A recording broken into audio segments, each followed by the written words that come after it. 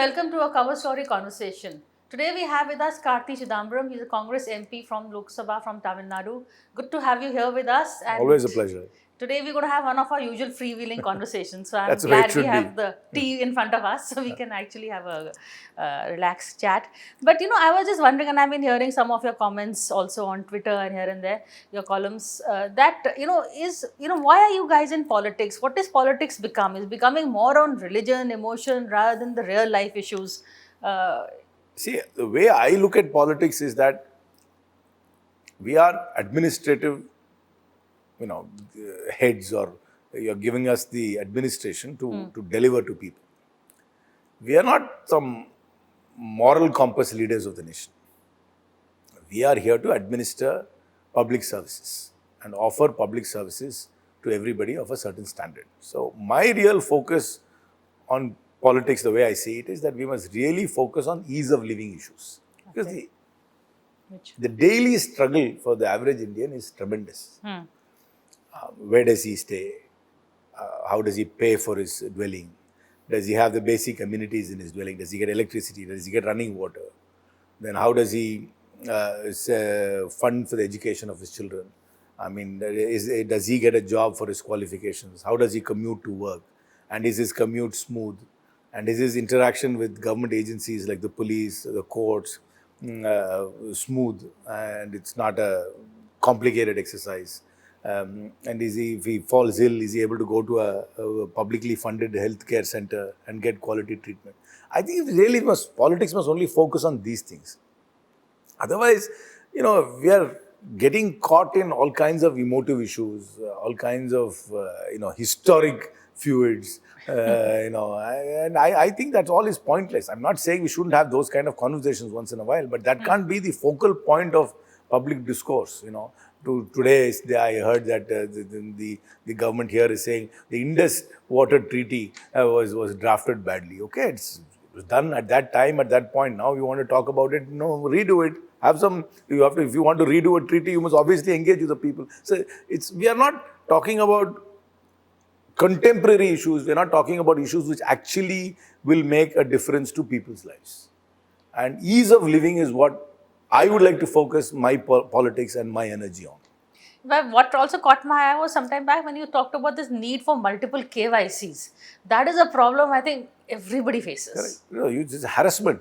It's a harassment. You have done KYC once and you're repeatedly asking. It's not, people have bank accounts, they have maybe lockers, they have so many things. Everything you can't be doing KYC. See, what happens is the banks are outsourcing the KYC process to some sort of agency and they have to show that they're making so many calls. Once somebody has given all their details, they must only be asked to furnish details if there is any change in it. If there is no change in the detail, why are they being hounded again and again? It is assumed that there is no change. You should simply say, is there any change or no change? If there is a change, notify us. But you don't need to be validating your address, your name, your father's name again and again. It's already given once. It's all harassment. Then this minimum balance. Why do you insist on a minimum balance? Why do you penalize people for falling below a minimum balance? So there are lots of issues. We should really be taking out these bottlenecks in people's lives. And that's one part, and then making life easier for the average person who's a salaried person, who's not necessarily running a big business or something like that. An average salaried person who goes about his daily life, is his or her life easy by the administrative decisions we take. That really should be the focus of politics in India. And this government has done something in the tax system, they digitize it, or they've said the burden of proof, every taxpayer is not automatically guilty. Do you see some change? No, not really. The income tax department's attitude is not changed. See, the bureaucracy in India is still a very colonial bureaucracy. The police is here to quell the people. The tax authority is here to collect the tax. It's not, the bureaucracy is not people friendly at all. I'm not blaming this government alone. I think that's the vestige of our entire history, that the bureaucracy is not people friendly. They're not service oriented. They're not delivery oriented, and they're always only a penalize and extract mode is what is there in the bureaucracy. I don't really see any great change in the, yes, a lot of technological innovation, filing and all those options have come, but the behavior of the bureaucracy remains still the same. But I don't think anybody comes out smelling like roses by saying, oh, I went and had an interaction with the tax department or saying, and it was so smooth and cool. Everybody is eventually saying, oh my God, they're asking us mindless paper. I don't think that ease or the experience with the authorities has become any better for anybody in this country. No, that is true. And that message has to go down, I think, from the political class. That you have to show it. No, I mean, does anybody have a pleasant experience of going to a police station? Does anybody have a pleasant experience on getting caught in a case in the court? Does anybody have a pleasant experience of navigating to any kind of bureaucratic process? That the problem is the bureaucratic process drains people in India. Simple things drain people in India, and it should not be that case. Have some of your tea. In fact, you asked for strong adrak chai. This is South Indian thing? Strong coffee, strong actually, chai? I'm not. I like good South Indian coffee, but you couldn't offer that to me today. We are sitting in the heart of Punjab. Delhi is like as Punjabi as it gets. So adrak ka chai is what we can offer you. But to go back to some of the things now they're talking about the GST, making that easier. It should have been simpler from the first. See, the point is, if you look at the global experience, VAT or GST was only one rate everywhere, all over the world. It was supposed to be simple. That's what simplifies it. You have one rate, like 15% on everything. Either you exempt goods out of that scope, it becomes zero, or it becomes one rate. Only in India, we had these multiple rates, and it confused everybody. Then if you make a product, you'll have 10 components, each one with a different rate, and then the final product will be a different rate. In fact, there was a very hilarious example given by a businessman in the presence of the finance minister of Coimbatore, and he said, if you order a bun and butter separately, there were two different rates. But if you ordered bun with butter, it was a different rate. See, this is only a bureaucrat can think of something so complicated. It should have just been whatever you buy, it's 15%. Whether you buy a car or whether you buy any other product, it's 15%. Or you say certain products we are going to exempt it outside out of the GST net. That's all. Even two rates are bad. I think it should be one rate. Either you are exempted, or if a GST applies, it's only one rate for it. There should not be this multiple. Even now they're thinking of sin tax on rate. Why just have one rate? In fact, the Laffer curve suggests that the more reasonable the rate is, the greater your tax collection. In fact, the sin tax, a lot of people have approached us also, the cigarette makers, tobacco, BD workers, for instance, saying that we are also working and providing employment at the grassroots level. And there is no empirical evidence to suggest that by putting greater tax, you're having lesser people, you're consuming it or something. People who want to smoke will smoke. People who want to drink will drink.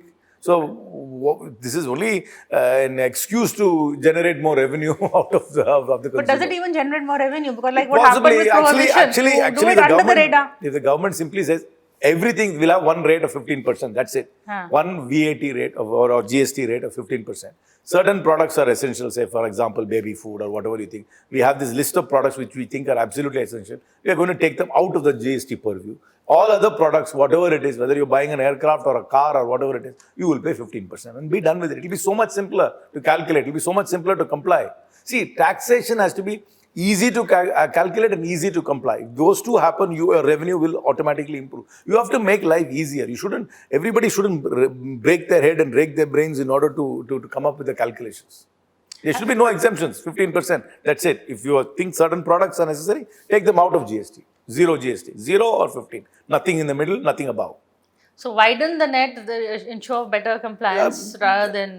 just widen the net or exempt. If you think certain products don't deserve to be taxed, take them out of the net. That's all.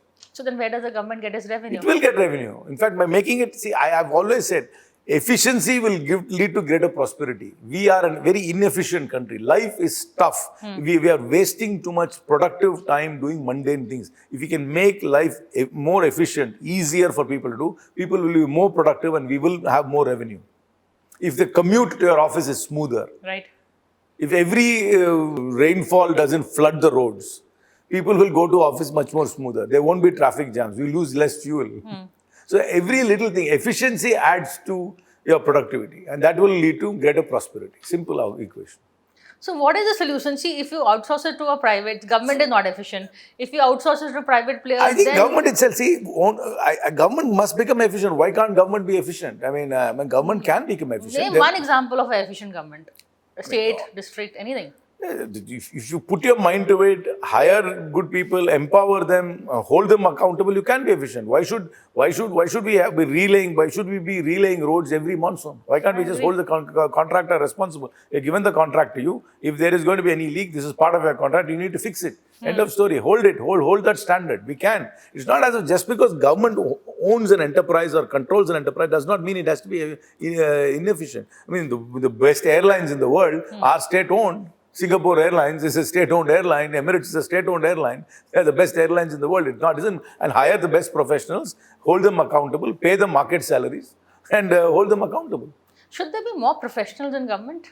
I think we must allow, like the army, we should allow short service commissions into the bureaucracy. I think this whole examination which system we have, this examination system is sort of recruiting a generalist.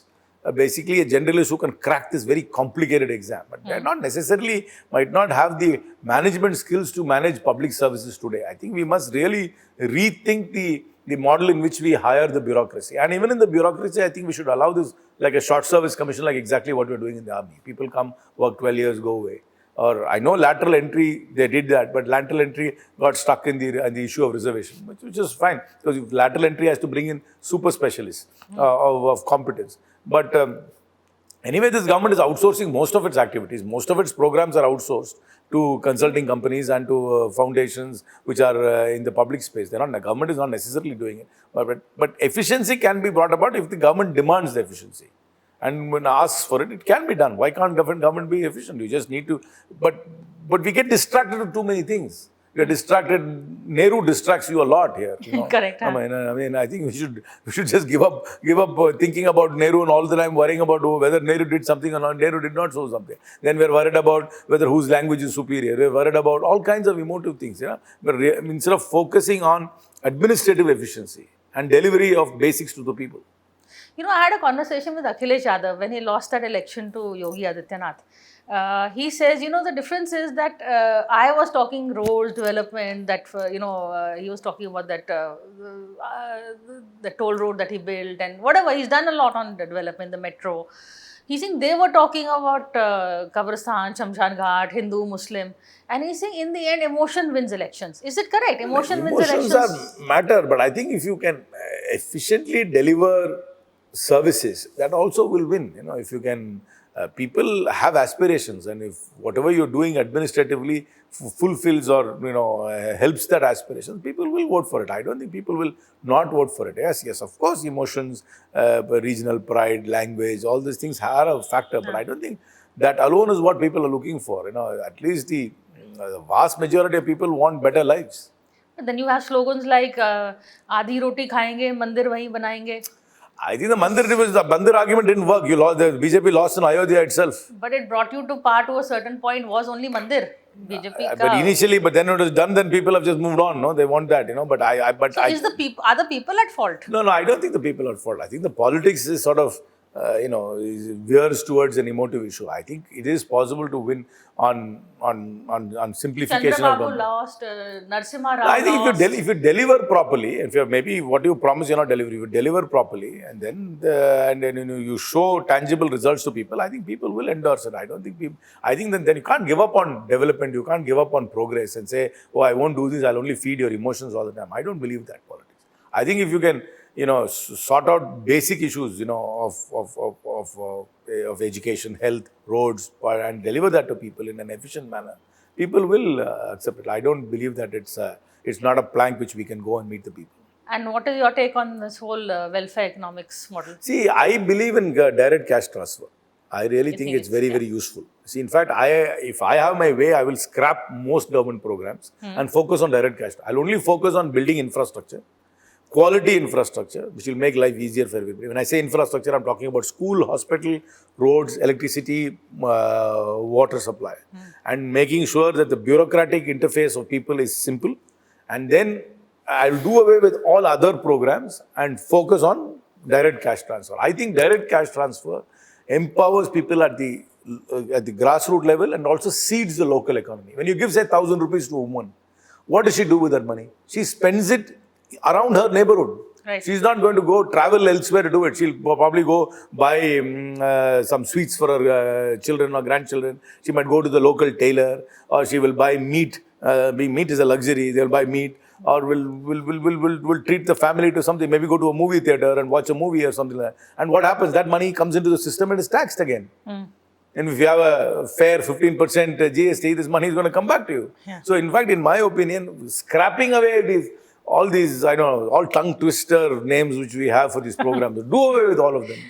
Focus on infrastructure, and what extra money, let's directly give it to women into their bank accounts. That, I think, will have a salutary effect. I'm a firm believer in direct cash transfer. People might think it's a waste. It's not a waste. It empowers them, it gives them freedom, and it seeds the local economy. People must study the effect when the minute they give the money, the few days after that, what kind of economic activity happens in that neighborhood. And that activity happens in their own neighborhood. So in a far-flung village, wherever they are, activity happens there. Economic activity happens there. It adds to the liquidity of that economy.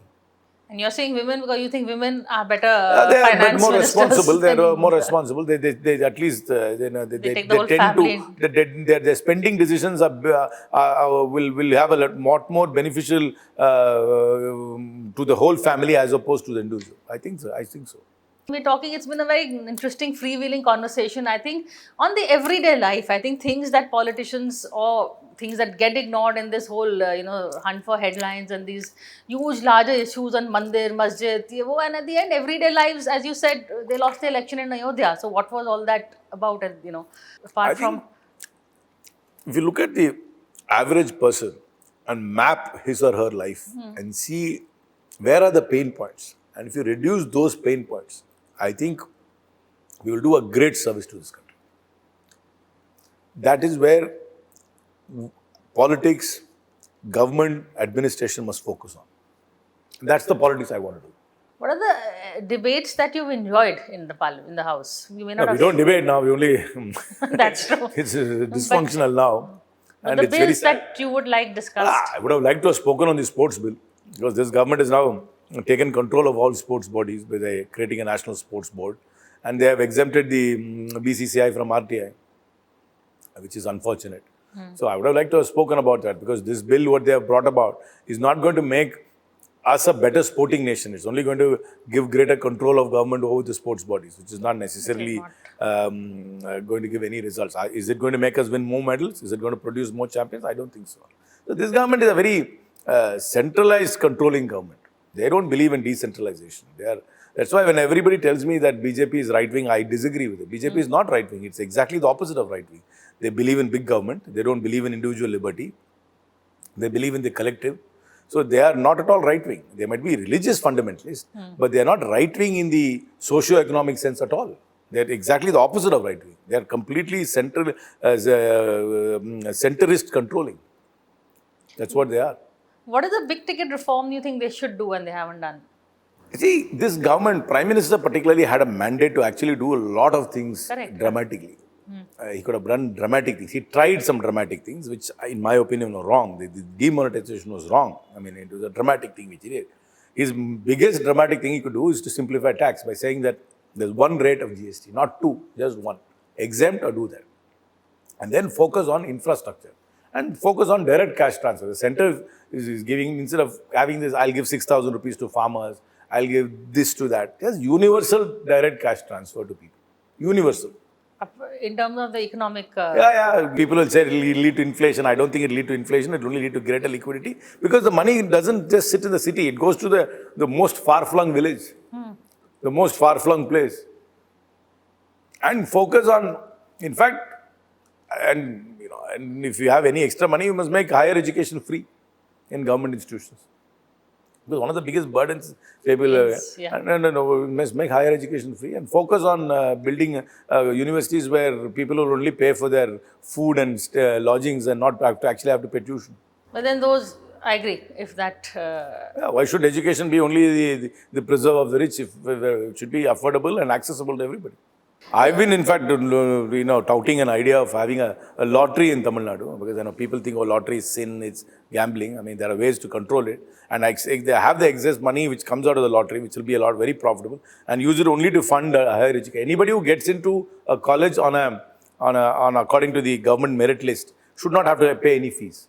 Whatever course they study, whatever professional course they study, I think it should be free. Health and education has to be accessible to all. It can't be only for the haves, and the have-nots have to be left out. Anybody who gets into through whatever admission process system you have in education and health must be accessible to everybody. And that's where we must put all our money in, instead of having these million schemes, and which most MPs can't even understand how schemes work.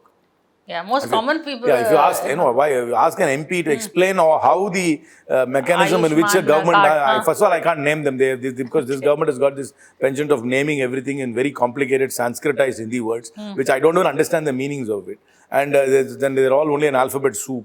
PMK, Y, whatever it is all. And if you ask an average MP, including me, to explain how this will be administered at the ground level, I'll be lost. I'll fail. I'll flunk. I think we should scrap more schemes, focus on infrastructure, and any extra money the government has, direct cash transfer to people. That's simple. Put money in the hands of the people. Put money, let them take a decision what they want to do. The prudent one will maybe do saving or will buy something. The ones who are not will go spend it. Even if they spend, you're taxing it. It's going to come back to you. Correct. That's all. So less direct tax, more indirect. Anyway, there's only indirect tax. Everybody in India pays taxes. Another myth is only that 3% of us are paying income tax. 3% pays income tax. But GST is paid by everybody. Correct. Everybody is paying tax. So there is that argument, do away with direct tax and just have indirect tax. No, you should have income tax threshold. I think simple, like maybe 10, 20, 30, or have 3 slabs and be done with it. And 1 rate of GST. And only focus on infrastructure and public services, efficiency and quality. And any excess money we have, just give direct cash transfer to people, to the woman's account. Woman. That's good too. The other thing is there a way that I can find out what my MP is spending on? Do you have that transparency? It's not as if, first and foremost, it's not as if we have tremendous amount of money. You're giving us 5 crores a year. 5 crores a year for the whole parliamentary constituency. I have 6 assembly segments. There are people in other states who have 8 assembly segments. It's not a lot of money.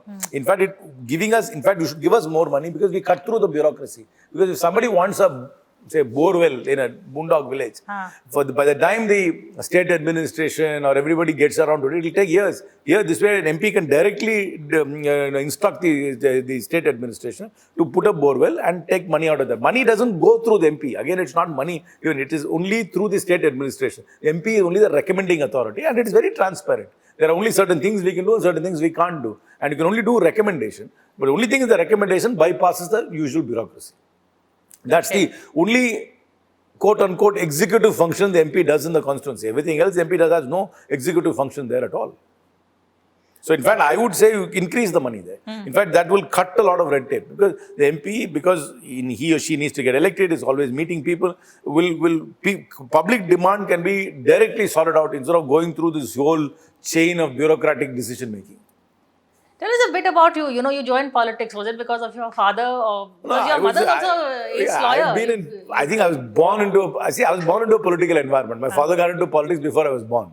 So he was in politics in 68. I was born in 71. So I grew up in a household which only politics was there. And I've asked my mother this, what did you think when I was born? Mothers have these expectations. She said, I thought always you'll go into politics. That's what she told me. So it was like, from the beginning, and she played a big role. In fact, as a child, she read a lot to me. And she wouldn't really read, cartoons or stories. She actually read newspapers to me. She explained political books, history and all those things. So I was seated very early. I believe in this head start thing really worked on me. So I was always interested in politics, and I've always wanted to be in politics. And I was always involved in my father's political journey, and it just naturally came in. So it's now, next January, February, it will be 30 years since I've been in active politics now, so since 96. 3 decades. And I've done every election since 96 very actively. I'm working for somebody or doing some, defined function in an election. So I've spent a fair amount of time in politics. I've myself contested 3 elections, so it's been a while. But also, you got involved with tennis, right? Yeah, I'm very involved in tennis. I mean, if I have to redo my life, and if I can, God appears before me, asks me, what would you like? I'd say, I wish I was a better tennis player and a professional tennis player. I'm still involved in tennis. I mean, I run a sports management company which organizes tournaments outside India. I'm involved in the Tennis Federation in India. So I'm still very connected to tennis. I follow it very closely. I try to support some young players, primarily from Tamil Nadu. in whatever little way I can. So I'm very, very clued on to sport. It is my, I mean, I would clearly say it's my first interest. My first interest is tennis. There's no doubt about it. I mean, I'm not lying. I mean, it's something which I intrinsically understand, and it is something which I feel very passionate about. And less It's also a very simple game, you know. It's there's no controversy in it. It's just one. You hit inside the box, you win the point. You hit inside the net, you lose the point. And it's two players, one ball, and they're playing in the same conditions. So the better player will always win. There's no. It's not like a team sport where you can, you know, suppress a player or do other things. And tennis, you don't need anybody to help you to enter a tournament. If you have the ranking, you enter the tournament. If you don't have the ranking, you play qualifying. It's a very simple game. So and the structure is also simple. So a true talent can't be suppressed in tennis. It's very meritocratic. So Karti Chidambaram likes a level playing field. And it's not a level playing field. It's a fair. See, in a team sport, you need to be picked in the team. In cricket, you can suppress a player in many ways. First, you have to be picked in the 15. Then you have to be picked in the 11. Then in the 11, you need to be, you know, sent to bat at the right time, or given an opportunity to bowl, or given a field you want when you bowl. There's so many factors in which you can suppress or make it difficult for a player, even if you're selected. Whereas in tennis, that's not it. You and I are playing, we are in a court, I mean, we are in the same weather is there for both of us. We are both playing, and we have to play, and whoever is better on that day will win. So it's a very simple, it's a very black and white sport. So that's why I like it even a lot. Okay, before I let you go, I'm going to ask you a slightly complicated question. You've been watching your dad's political career. Will you critique it for me? Where do you think that he was right? Where do you think he was wrong? I think father came actively. He was been active since '68. So a lot of people think that he was somehow catapulted to office. No, that's not true. How did he join politics? He joined politics. He was a union leader. He had finished his MBA from Harvard, had come back to India. I think he was recently married. And in 1968 or 69, he got into politics, inspired by Indira Gandhi. He got into the Youth Congress, was Youth Congress president of Tamil Nadu, then became, I think, was an AICC office bearer. Contested 1977 assembly election where he lost by 240 votes. Then got an opportunity to contest parliament in 84, and then he won 7 times on from there on. Of course, he's a very articulate communicator. I wish that he had the biggest, missed opportunity for him was to have not to become Congress president in Tamil Nadu. And I think if he had taken a far greater interest beyond his constituency, which is Sivaganga, I think he could have been a much more formidable political leader.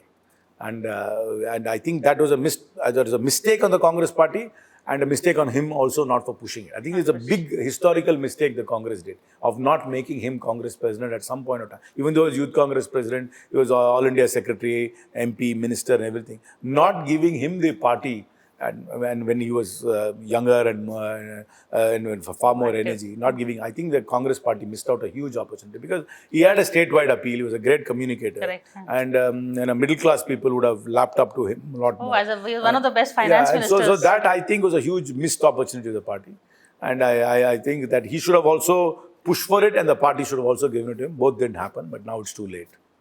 Well, not too late for you, so we're going to watch what you do. See, the point is, it's a job I want. There's no doubt about it. I make it very open. I'm like others. I'm not coy about ambition in politics. A lot of people will say, "Oh, if the opportunity is given, I'll take it." And I want certain things.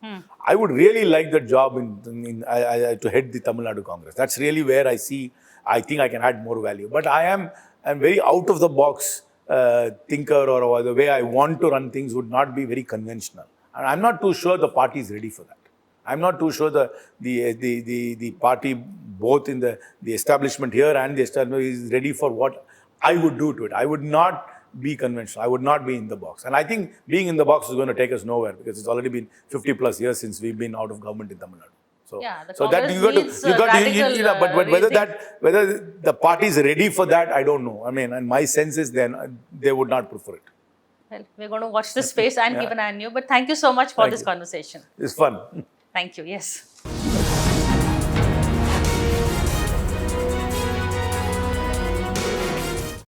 For more such videos, subscribe to the NewsX YouTube channel, hit the bell icon.